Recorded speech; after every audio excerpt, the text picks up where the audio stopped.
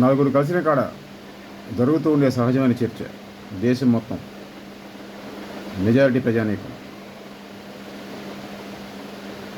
ఏ party గెలుస్తుందంటావు? మొత్తంగా చెప్పేది ఒక రాష్ట్రం స్థాయికి వస్తే ఒక 2 పార్టీల పేర్లు, దేశ స్థాయిలో 2 పార్టీల పేర్లు.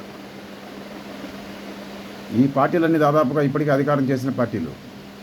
లేదు వాళ్ళ భావాలేంటో వాళ్ళ విధానాలు ఏంటో జనానికి ఇప్పటికే తెలిసిన పార్టీలు. అయినప్పటికీ ఎందుకు పేదరికం పోవడం లేదు? ఎందుకు నిరుద్యోగం పోవడం లేదు? ఎందుకు ప్రజల కన్నీళ్లు ఆగడం లేదు? ఎందుకు అత్యాచారాలు ఆగడం లేదు? ఎందుకు హత్యలు ఆగడం లేదు? మద్యం అమ్మకాలేంటి? డ్రగ్స్ అమ్మకాలేంటి? ఇవన్నీ ఎందుకు ఆగలేకపోతున్నాయి? ఈ పార్టీల వల్ల మార్పు జరగదనే విషయాన్ని ఇప్పటికే మీరు గమనించి ఉండాలి కదా. లేదు మార్పు చేద్దామనే ఆలోచన ఇప్పుడు ఆ నేతలకు ఏమైనా వచ్చిందా? ప్రజలకే ఆలోచన లేనప్పుడు ఆ ఓటు అలానే పడుతుంది, ఆ నాయకత్వం అలానే ఉంటుంది, ఆ అధికారం అలానే ఉంటుంది.